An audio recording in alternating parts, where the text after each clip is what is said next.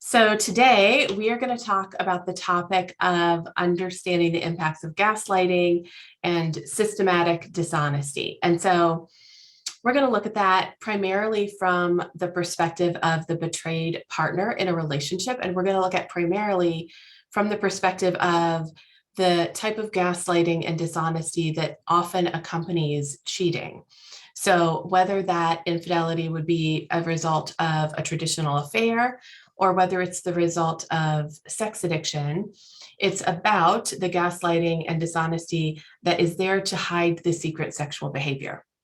So what we're going to do is we're going to really look at how this impacts betrayed partners and what goes on with it. So in the interest of knowing who I'm talking about as we go along today, I'm going to use the language of betrayed partner and cheating partner or cheater. And that is not to label anybody or be pejorative. It's just so we know who the heck we're talking about as we go through this topic.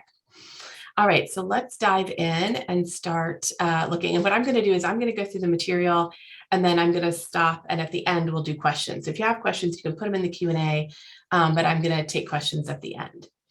So what I want to do is I want to start by just showing you a graphic that is a graphic of the model that I've developed for working with betrayed partners. And this is called the attachment focused partner betrayal model. And I'm not going to go through the whole model because we just don't have time today. But what I want you to notice is that in the center of the circle, there are 3 injuries. And every betrayed partner has 3 injuries that accompany being betrayed. And one is an attachment injury, which has to do with the bonds in the relationship and the lack of safety. One is a sexual injury that has to do with how it affects and impacts the partner's sexuality. And then the third one is the emotional and psychological injury. And this is the confusing experience of being lied to, manipulated, coerced, and intimidated by the cheating partner in their efforts to protect their secret behavior. And that's the injury that we're going to look at today. So that's what we're going to spend our time talking about today with one another. So I want to tell you just briefly about the term gaslighting. I don't know, I think a lot of us know where that term originated, but not all of us know.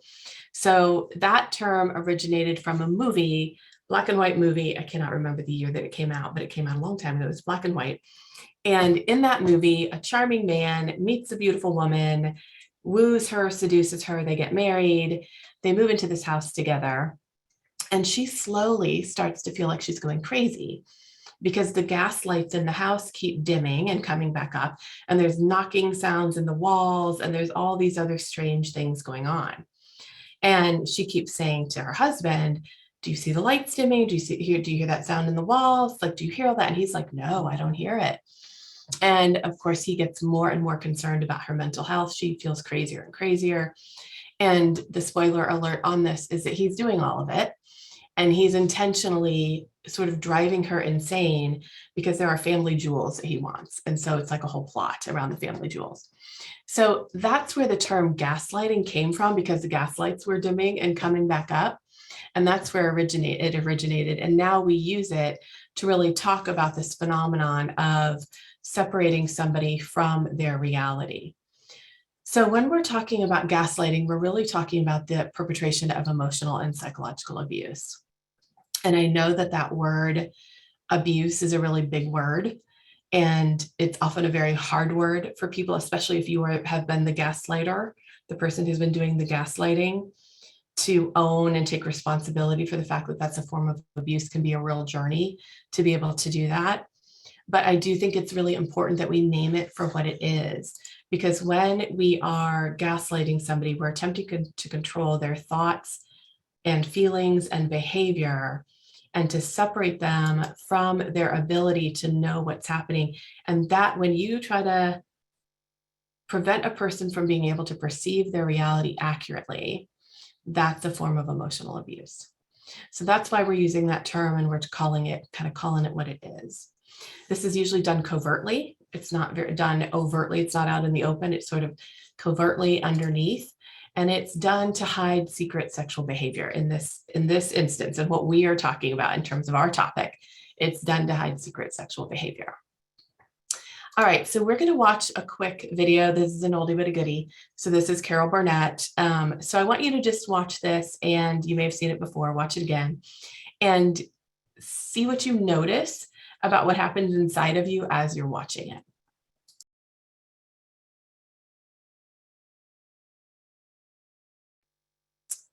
All right, so here's what I want you to ask yourself about that, kind of having looked at that, seen that, and it's got its funny moments and all of this, right? But I want you to ask yourself, where did your sympathy lie as you were watching that? So I can't like hear your responses in this format, but when I do this workshop live and everything, people almost always respond and say, my sympathy was with him, because it felt like she was just going after him, nagging him, and the poor guy was trying to defend himself until the end when you find out that he was lying the whole time anyway, right?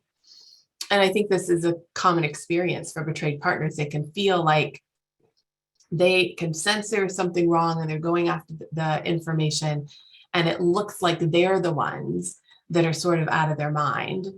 And in fact, the reality is they're responding to the lies that are being told in the sense of dishonesty energetically within the relationship. So I think this is a great video to highlight that, and we're going to refer back to it as we keep going. All right, so what we are going to look at is 4 types of gaslighting. So these are 4 categories of gaslighting that I cover in my book that's coming out, and we're going to look at them today. So the first one is lying. Second one is reality manipulation. The third one is scapegoating the partner, and the fourth one is coercion. So we're going to take a minute and unpack each one of these. All right, so lying is the least harmful of the 4. Doesn't mean it's not still harmful. So it is still harmful, but it's the most straightforward of the 4, because lying is about hiding information. It's about hiding secret behaviors. So it's things like, I was at work when I wasn't really at work. I was taking care of the kids when I wasn't really taking care of the kids. I was paying the bills when I was really doing the other stuff on the computer. So lying is giving misinformation about what you were doing in order to cover up what you were doing. It is also, in this category, is intentionally omitting information. So we often think, as long as I didn't tell a straight lie, I haven't lied, but omitting information is also lying. So if you think back to the video really quick and you think about Carol Burnett's character and how many ways she asked the question, how many different angles she went after information from in that video. So for betrayed partners, they often feel like if they don't ask the question the exact right way, in the exact right wording, with the exact right nuance, then the cheating partner will leave information out or say no, because they will rationalize that the information wasn't really requested. So later there'll be conversations where the betrayed partner says, I asked you that.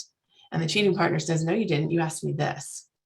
And that is this form of omitting information that's part of lying and part of gaslighting, where you're holding information back, even though you do know what's being asked and what the partner is asking for. All right, our second type of gaslighting is reality manipulation.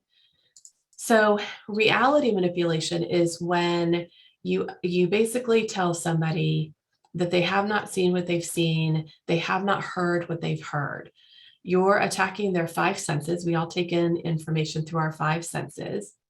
And you're telling them that their 5 senses are not reliable and that what they saw and what they heard didn't really happen. So this form of gaslighting is really crazy making, because it does make you doubt your ability to trust that you can perceive reality accurately. And this is one of the forms, there's more coming. This is one of the forms that does constitute a form of emotional and mental abuse. Let me come back to this. Actually, I'm going to go back to the reality manipulation for a minute. So I want to give you a couple examples of this just to help you kind of know what this looks like in real world. So I've heard this story more than one time. I wish I'd only heard it once, but I've heard it more than one time. So a client of mine goes to the doctor for a checkup, finds out she has an STD, comes home, says to her husband, I was diagnosed with an STI. What have you been doing? Like, what has been going on? The husband erupts in rage and begins to just rage and attack her and tell her, you've been cheating on me. You've been cheating on me. Who have you been with? What have you been doing? I know you've been having an affair. I know you've been doing stuff. And so he reverses things and turns it on her. He cries, he's hurt, he's upset. And this goes on for so long, so many days and weeks, that she eventually begins to think that perhaps she has a dissociative disorder and has had an affair and doesn't know it, can't remember it. That's how crazy his behavior and him sticking to his lie, sticking to and putting on a show with being hurt and angry and all the things. That is how far it separated her from her ability to trust her reality and to know what was really true. So that's why this form of gaslighting is so toxic and so damaging. It can also be something smaller. So it could be something like you look at your partner's phone, you see a text, right? And you see a text exchange. And you put the phone down, you come back to confront your partner about it. And when you pick up the phone again, when they pick up the phone, they've deleted the text. And the text conversation is gone. And now they tell you it was never there. You never saw it. It didn't exist. It never happened. So it can also be something smaller like that. But in all the cases, it's telling you that you can't trust what you're seeing, what you're hearing, your ability to perceive reality. Okay, our third type of gaslighting is scapegoating the partner. So this can take some different forms, but in all the forms, what it is basically blaming the partner for your secret sexual behavior, whatever it is that you might be doing. So you're blaming the partner for that. So lots of my clients have talked to me about ways that they would sort of pick a fight in the relationship, pick a fight with their partner, create conflict, so that then they could feel justified inside themselves about going and acting out, going and doing something outside of their relationship. Sometimes this will take the form of exacerbating, like kind of magnifying your partner's character defects. So we're all imperfect, right? We all have character defects. We're all imperfect in our relationships. And so sometimes this takes the form of blaming, kind of magnifying your partner's character defects and saying, you're like this and you're like this and you're like this. And if you weren't like that, then I wouldn't be cheating, then I wouldn't be doing what I'm doing, that kind of thing. So telling the partner that it's their fault, that some deficiency in them, some lack in them, some action that they have taken is why you're involved in the behavior that you're involved in. Or making the partner feel responsible for the cheating partner's sexual happiness. So this usually involves scapegoating the partner around their sexuality. So telling the partner that if they were more sexual, if they were more adventurous, if they were willing to have sex more frequently, if they were, you name it, it can go on, you wouldn't have to cheat. Like their sexual deficiency in some way is why the cheating is going on. So the scapegoating takes the secret sexual behavior and sort of blames it out on the betrayed partner and makes the betrayed partner feel like something in them is why the cheating is going on.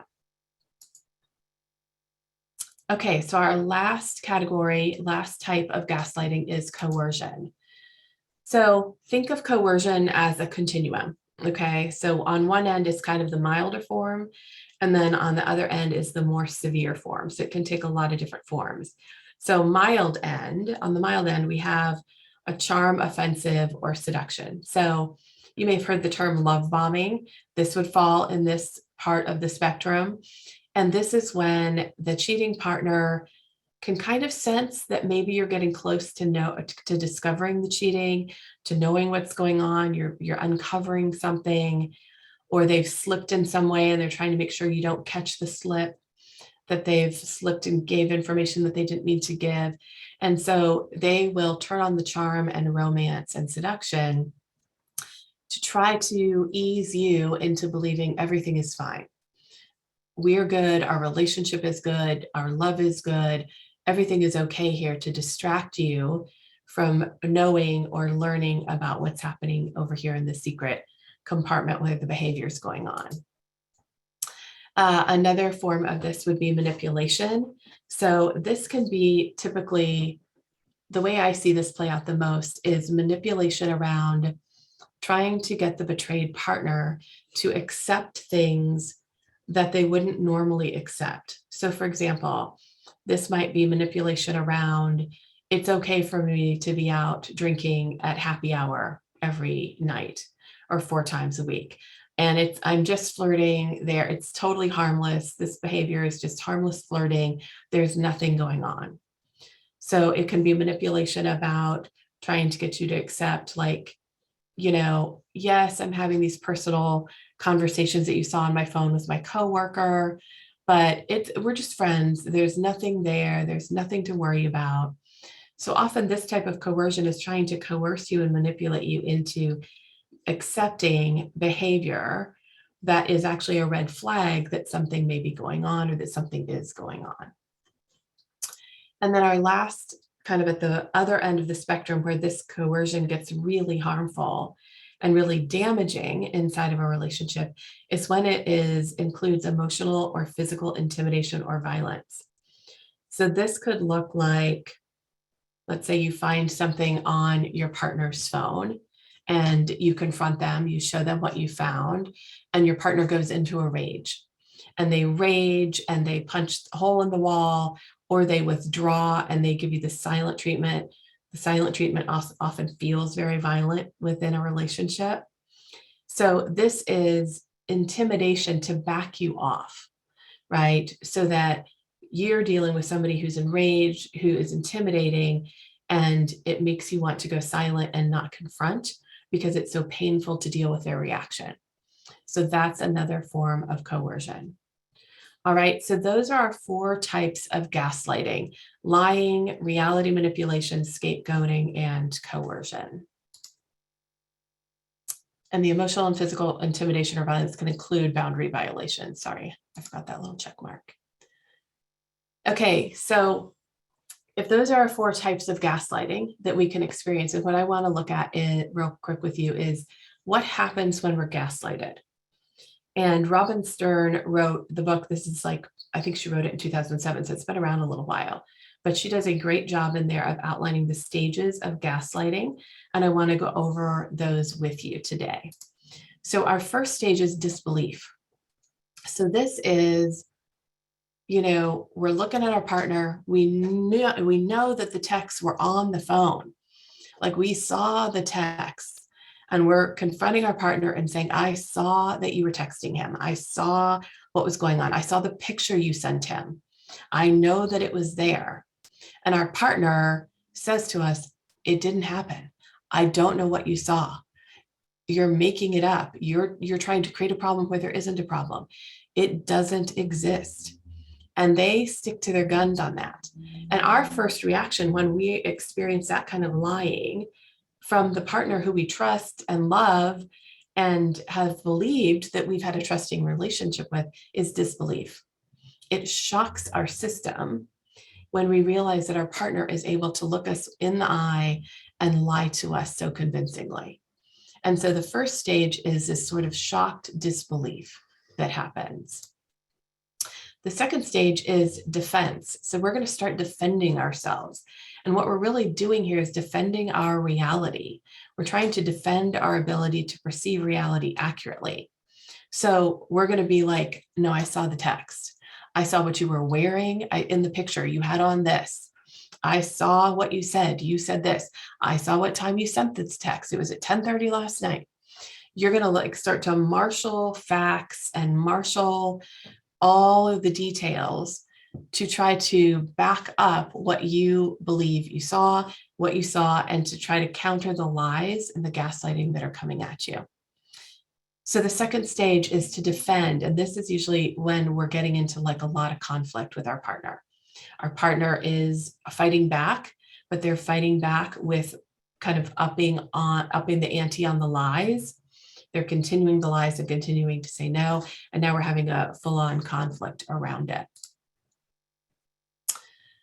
So the third stage of gaslighting is depression. And so this usually happens when you've had the fight maybe 3 days in a row.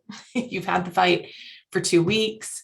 I'm thinking about my clients with the STI and the being told that they were the ones that had the affair. It went on for a couple months.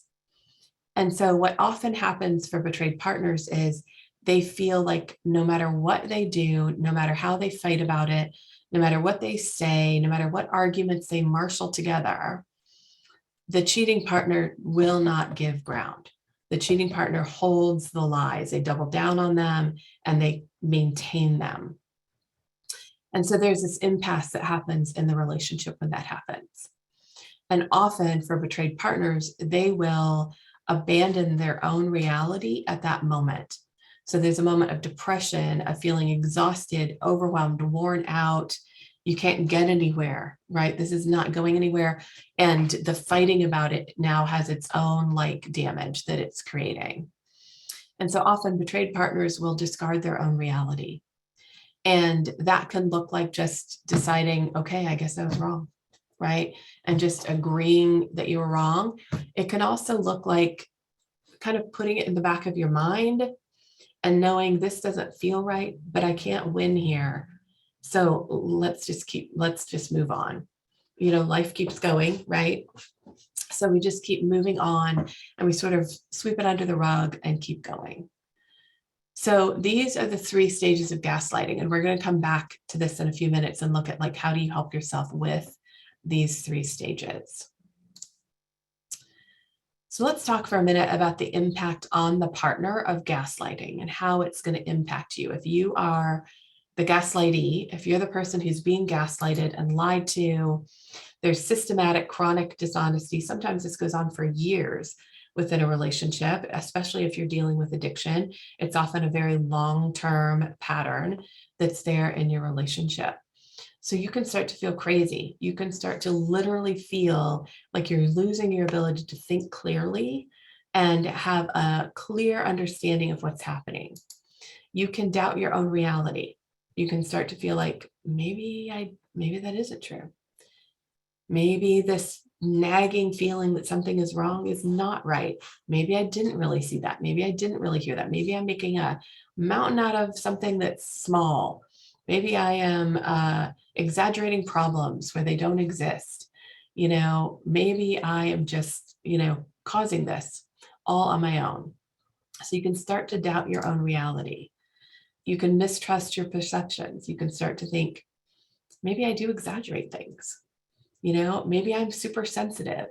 Maybe I'm jealous. Maybe I have low self-esteem.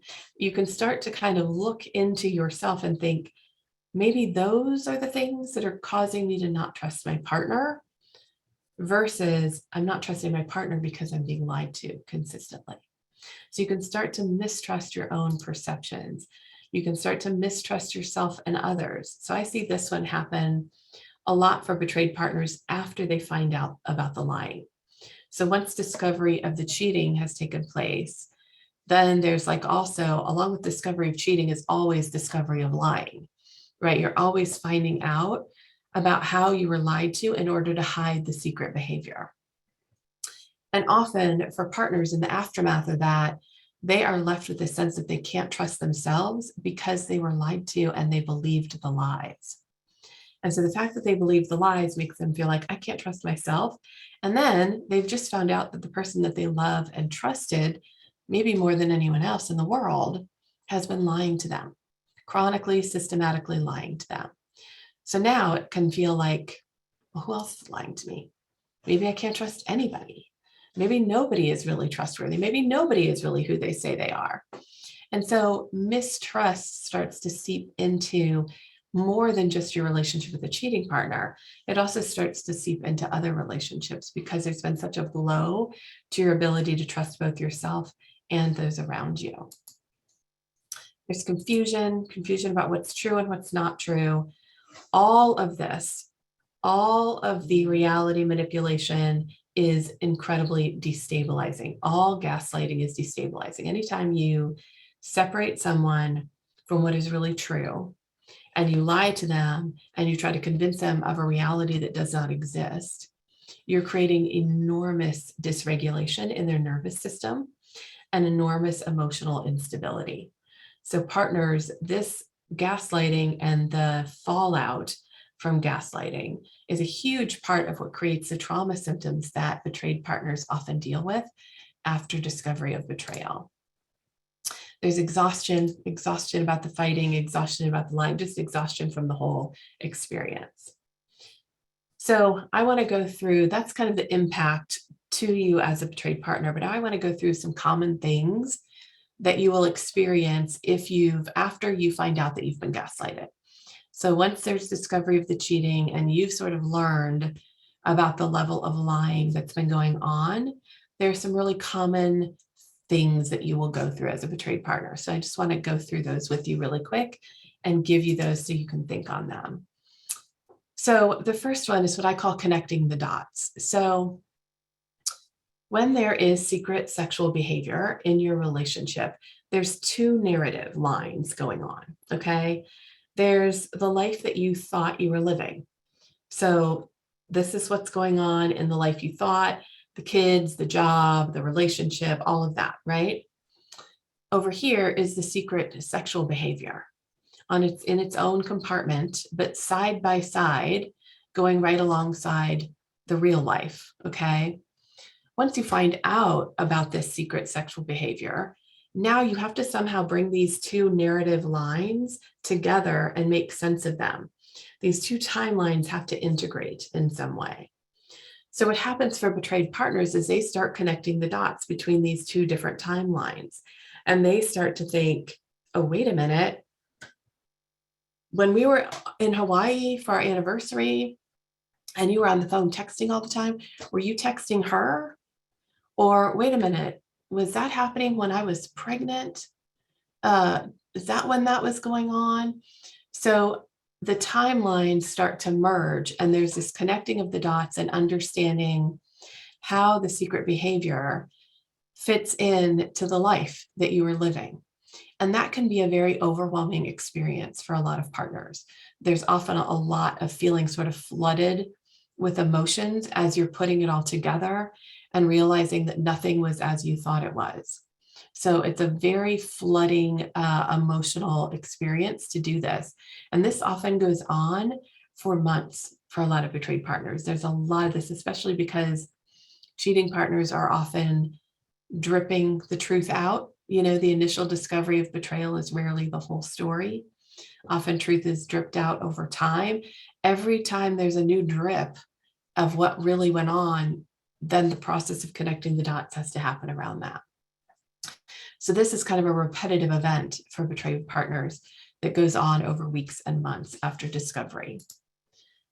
So another phenomenon that most partners deal with is this feeling that everything in the relationship is now a lie. Because your partner was lying to you about the sexual behavior that was going on, the secret sexual behavior, it feels like, well, what else were they lying about? And this must mean that everything is a lie. Everything in my relationship is not true. And so for a lot of partners, there can be a sense of, the safest thing for me to do is to just assume everything was a lie because I can't figure out what was truth and what was lie. And most partners go through a phase where that's sort of where they camp. I was just talking to a client the other day and he was saying to me, I know that there were good parts of our relationship, even though I was cheating and he was a sex addict and stuff. And even though I was cheating, I know there were good parts of our relationship, but my partner doesn't see that anymore. And I think for a lot of partners, there's a phase that they go through where it feels like the whole relationship is a lie. Usually you move out of this phase and you move into a place where you're able to start to sort out what was good in the relationship that I want to keep, what was not good, that was a lie, what was healthy, what was dysfunctional. You come to a place where you can deal with more nuance. But in the beginning, there's often the sense that everything was a lie. So another factor is what I call the creepy factor in the relationship. And what this has to do with is this feeling that your partner all of a sudden is a stranger. So you've been in this relationship with them, you thought you knew them, You thought you knew them better than anyone else in the world knew them. You would never have thought that they would do the things that they've done. You would never have thought that they would hurt you the way that they've hurt you. And now you find out about this whole double life that was going on. And when you find that out, it starts to feel like you've been living with somebody you don't really know. You've been sleeping with a stranger, right? And so there's a sense of alienation and strangeness, and your partner can feel almost creepy to you just because you feel like, I don't know you. I thought I knew you and I don't know you. You're actually a stranger to me right now. So that often is something that partners deal with, and feeling this sense of alienation from the cheating partner because they don't really know what they're capable of, since they were capable of lying the way that they lied. All bad feels safer kind of goes with the whole relationship, but it's a lie. So this has to do with feeling like, okay, because you lied to me about this, because you cheated, there was all this secret stuff going on. The safest thing for me to assume right now is that you're pretty much everything you do is a problem. Everything you do is a problem, and our whole relationship is dysfunctional and not good, and the whole relationship is a lie. And this is a protective mechanism for betrayed partners, because it feels like, given the fact that I didn't know what was going on in the lying, the safest place for me to be is to assume you're bad and our relationship is bad. And you're always lying, or you're always cheating, or you're always doing something problematic. That's my safest position, rather than to trust you at all. So again, this is often a phase that partners go through. You don't want to stay here long term, right? That'd be a miserable place to stay long term. But it is a phase that a lot of partners go through because it feels safer to be there. So another one is, I feel like such a fool. I've never, ever worked with a betrayed partner who hasn't said this to me. And this has to do with feeling like you are a fool for having trusted the person who was lying to you. And you feel duped. You feel like you were duped, and you must be the stupid one because you believed them. And it takes work with betrayed partners to help them really look at and understand that in a romantic relationship, unless there's reason not to, trusting your partner is actually a healthy behavior. And so it isn't that something is wrong with them. It isn't that they are a fool. It's that their partner chose to lie to them. And the responsibility for that really lies with the cheating partner and the lying partner. So as soon as you discover the cheating in your relationship, as soon as you discover the lying and the gaslighting, that is going to plunge you into loss and grief, because immediately, remember these two narratives, these two timelines, immediately you've lost the life you thought you had. You now know that what you thought was going on in this life and this timeline is not true. It is not the whole story.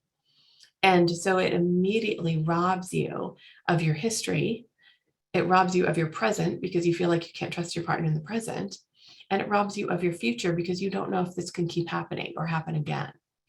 So it immediately plunges you into an enormous experience of loss, which of course puts you in grief and is an overwhelming sense of grief and disorientation as you try to understand what's true and what's not true in your life. And then our last one is carrying the shame. And I think this one goes really well with, I feel like such a fool. So carrying the shame is when the shame of the sexual betrayal sort of lands on the betrayed partner. And the betrayed partner starts to feel like there's some lack in me or deficiency in me that caused my partner to cheat and lie to me. So I feel like such a fool is a way of carrying shame. It's a way of saying something is wrong with me that I believed you, versus it's your responsibility that you lied to me. Like you're accountable for the lies that you told. So betrayed partners often need help learning how to release the shame that attaches to them following betrayal and following being gaslighted. Okay, so that's our experience of gaslighting. That's the 4 types. It's how it impacts partners. So now we're going to talk about, how do you heal? Like, what is the path to healing from this? And here's the thing about this. This is like a whole nother big old webinar, right? Like there's a lot to say about this. I'm just going to give you some small tips and pointers about how to heal this, but there's much more to be said about it. Okay. So the first thing is that you need to rebuild trust with yourself before you can rebuild trust with your partner. So I have lots of betrayed partners come in and ask me very early on in treatment, how will I ever trust my partner again? And I always say to them, it is the wrong question. That's the wrong question to be asking. The first question to be asking is, how are you going to trust yourself? Because if you can rebuild trust with yourself, and you can start to feel like, I not only trust myself to know what's happening in my reality and stand by it, but I also trust myself to be able to take care of myself if something were to happen again. I know that if my partner lies to me again, or if my partner cheats on me again, I have the internal resilience and resourcefulness to be okay. Not that it wouldn't hurt, not that it wouldn't be painful, but I know I will be able to be okay. And I have the resources and resourcefulness inside myself to handle that, to reach out and get the support I need and be all right. That kind of trust in yourself is priceless. Okay. And it's pure gold that goes with you for the rest of your life. And this is part of the healing process for betrayed partners, is to learn how to build and establish that kind of trust with yourself. So the first thing you're doing is rebuilding trust with you. Then you rebuild trust with the cheating partner, if it's possible to do so. So here's some ways that you rebuild trust with yourself. You're going to connect to and trust your gut.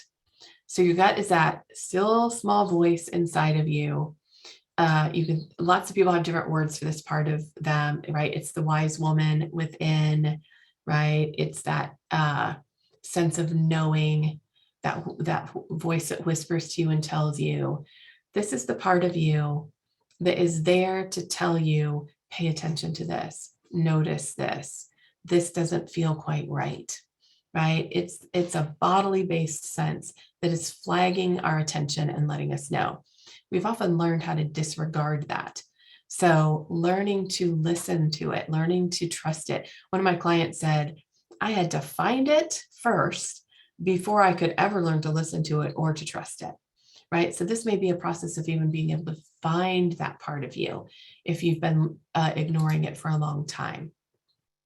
So then you're going to learn how to identify your reality, right? So you're going to learn how to hold on to your reality, know, this is what I saw, this is what happened, this is what is true. Like I'll often give my clients, when they're really in confusion about things, I'll say to them, get out a piece of paper and write down what's actually true. Write down what you know to be true, what's factually true. Bring yourself out of confusion, right?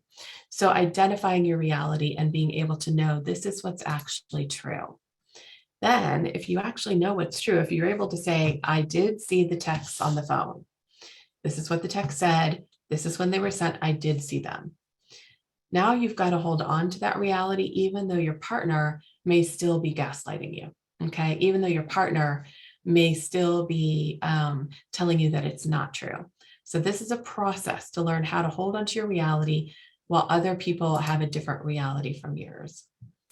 So another tool that we talk about is the ability to learn how to wait and see.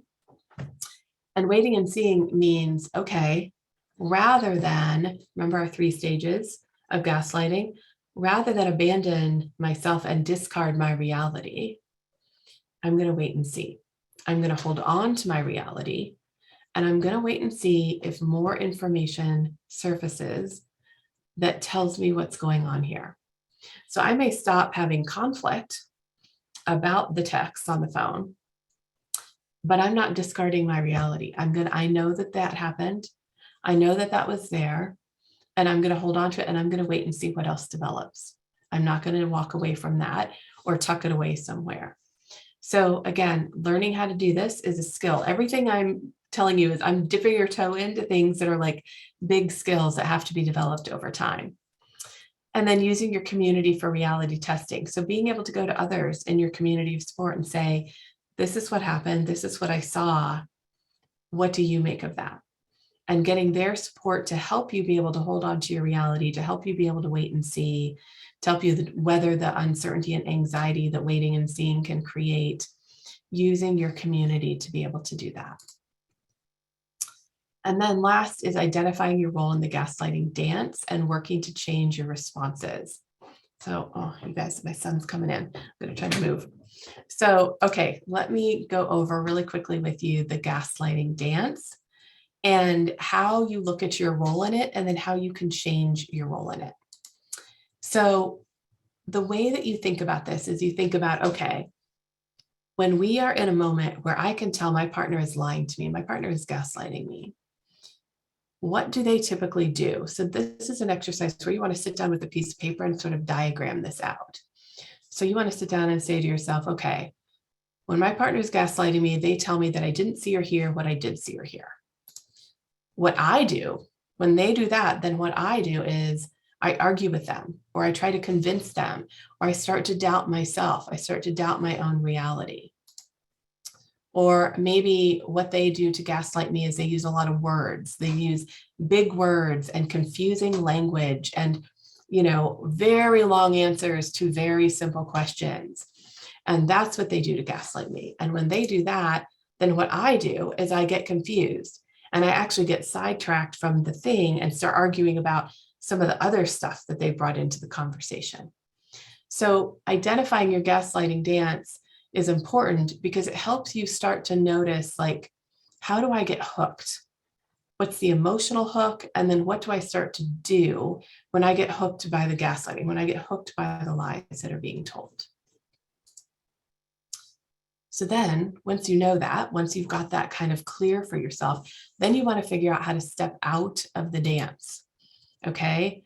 So this means using some of the tools that we talked about a minute ago to not go into disbelief, not go into defense, and not go into despair. So you're going to try to stay out of those 3 stages of gaslighting, right? So instead of disbelief, you're going to understand that your partner has lied to protect their secret behaviors, and you're going to trust yourself in what you know. So in the moment, you may know, I am being lied to right now.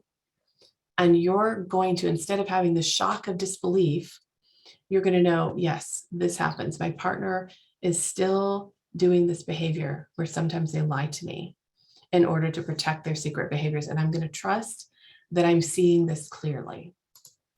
So instead of defense, you're going to state your reality and ask clarifying questions if needed, while maintaining trust in what you know.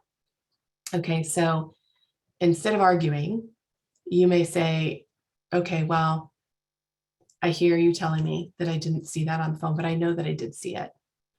And it seems to me like you deleted it. So, that is what I believe happened.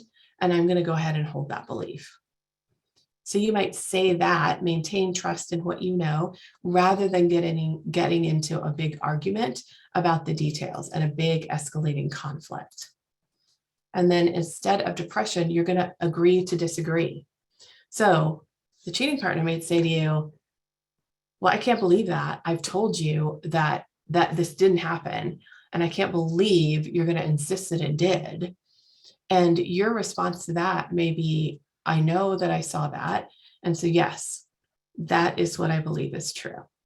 So you're going to hold your reality, not in a conflictual way, but in a calm, grounded way that doesn't pull you into a big gaslighting dance, because that's where you start to get really confused and lose your grounding and get really emotionally dysregulated. So instead, you're going to kind of hold your reality there and stay in that, and then wait and see what else develops. Okay, so I know that part was really, really fast, kind of how to deal with this. We only have an hour today, so little bits of information, but hopefully it gives you a little bit of a sense of there is a way out of being gaslighted, and there is a path out. It starts with trust in myself and building my sense of resilience and ability to stay with myself and trust my reality, and that I can trust that I perceive things accurately. All right, so that is all I've got for you today. So I'm going to take some questions. I tried to leave about 10 minutes so we could do some Q&A here at the end. So let me pull up the Q&A, and I'm just going to pick some stuff out of here. Okay, so somebody asked like, any advice on managing triggers, because even this very important webinar is very triggering. So I hear you. This topic is triggering, right? This topic can be really triggering. So here's a thought on managing triggers that there's lots more to be said about this topic, but here's the first thought that comes up for me. Often when we get triggered, we sort of know we're triggered. We're outside our window of tolerance often. Our body starts to race. So the very first thing is to do something to try to help your body calm down. Being triggered is a bodily based event, right? What is happening to your body. Sorry, you guys, my sunshine is really coming in. What is happening to your body. So you want to think about like, how can I help my body to calm down? Until your body calms down, you won't be able to think well and process what's been happening that has created the trigger for you.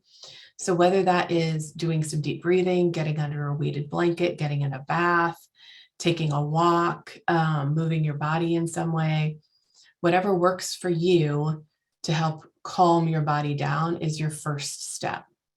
Your second step is then to identify what emotionally is happening for you. So often I have a video somewhere, maybe on YouTube or something, about why I think we should never use the word trigger again. And the reason is because we say we're triggered rather than saying I'm scared or I'm sad or I'm lonely or I'm angry, right? We use that word instead of identifying what is the emotional experience that I just had when this happened. So once you get your body to calm down a little bit, then you can say to yourself, okay, what's emotionally happening for me? And it's the emotional experience that actually needs tended in the trigger. So I hope that gives you a little help with that. So for the scapegoating, when the sex addict tells us that we are to blame because we don't have enough sex, we're not initiating sex, etc., do they know they are lying and they're the ones with the issue? Or are they genuinely thinking that we are the ones with the issues? Honestly, I think it's a split thing on that. So for anybody who is addicted, and in this case, we're talking about sex addiction, right? So anybody who's dealing with a sex addiction, you have to develop a narrative inside of your own mind for why it's okay for you to do the behaviors you're doing. This is true for addiction or cheating. This is true for infidelity too, right? You have to kind of tell yourself a story about why it's okay that you're going and seeing sex workers, why it's okay that you're picking up people and hooking up with people on the apps, why it's okay that you're doing whatever it is you're doing. And part of that story that you tell yourself may be, I'm doing this because my partner isn't sexual with me enough, they don't initiate sex, whatever the story is about your partner. Almost always, telling ourselves stories about our partners is part of this, like, I call it like a mental scaffolding, like the story that we build inside of ourselves for why it's okay to act out. Because we feel guilty. We know that we're hurting the person we love.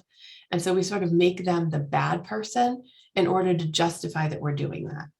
So often when we build this narrative, we start to believe it.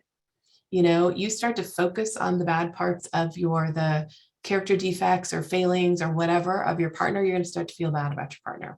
And you're going to start to believe that your partner isn't holding up their side of the relationship. You can start to buy into your own story. So I think a lot of times there's a lot of buying into the story and believing it.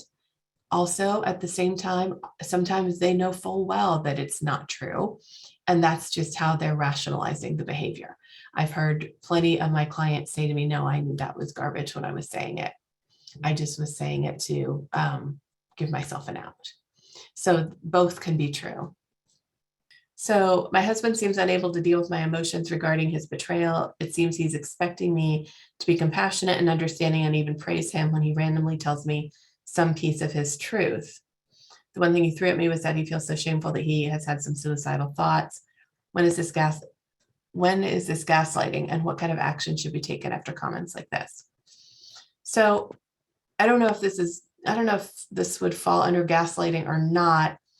I think often what happens is that the cheating partner and the betrayed partner are in two wildly different experiences after discovery. Often the betrayed partner, you're just reeling from what you found out, you're reeling from the lying, you're reeling from all of it, right?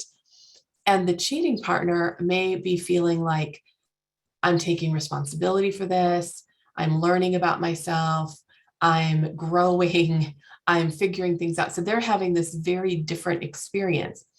And so it sounds like your husband is sort of speaking out of his experience and wanting you to join him there rather than understanding that you are not in a place where you could join that at all.